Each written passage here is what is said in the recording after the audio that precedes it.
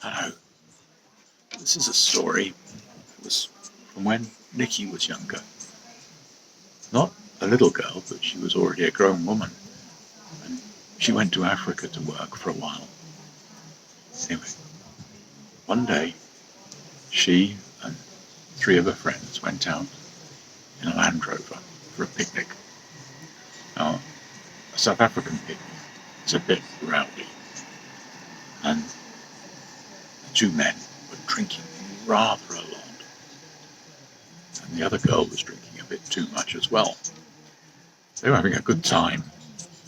And they were playing around and goofing about, generally having fun.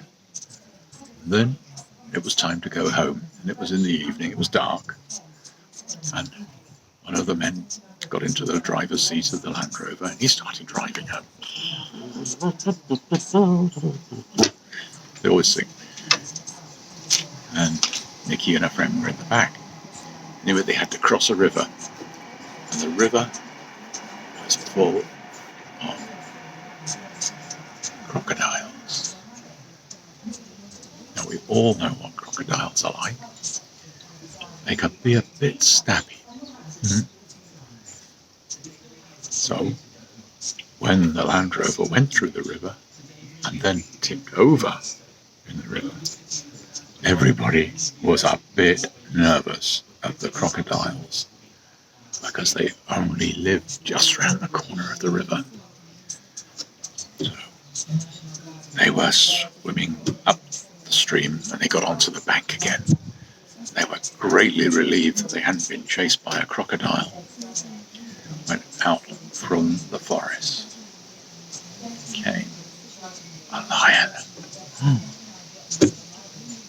It was a very, very big lion. Big fella. He came marching towards them. They went, "Who's got the gun?" They all looked at each other, and nobody had the gun to frighten the lion away. So they kept walking and they hoped they'd be all right. But the lion was following them. And the lion roared and called to his friends to come along too. And soon there were about 10 lions all creeping along behind them. And they were very, very frightened. And then, all of a sudden, the hump appeared. And the ump turned up with a lot of his friends. So there were about 10 lions, and there were about 10 umps. Now there was only one magic ump, of course.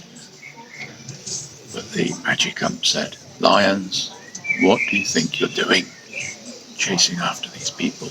That's very, very silly." And the big lion said, "But I'm hungry, I haven't eaten for weeks." And the ump said, "I know better than that, because I saw you eating. You were in the clearing over there earlier today, and you were having your breakfast. And you had so much to eat, it spread into lunch too. And I bet you had cream on your tea as well." The lion went, "Moo, I suppose so, but I don't like people coming into my territory. It's my territory." And the ump said, "Well, maybe we should all share it." And the lion said, "Well, how can we all share it?"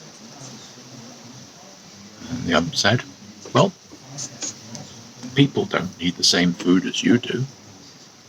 And I don't eat the same food as you do, nor do my friends." And he waved his trunk at the 10 other umps there.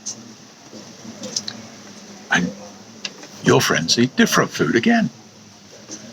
So we could all live here, and we could all have the food we needed, and we didn't have to compete."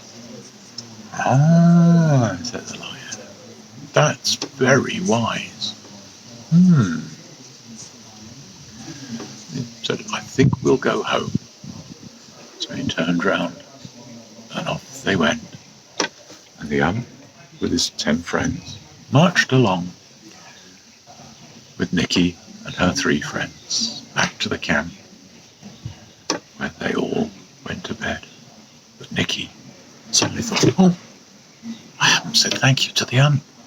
So she came out of her little house into the clearing, and she went to where she'd seen the ump going. She looked behind the tree, but the ump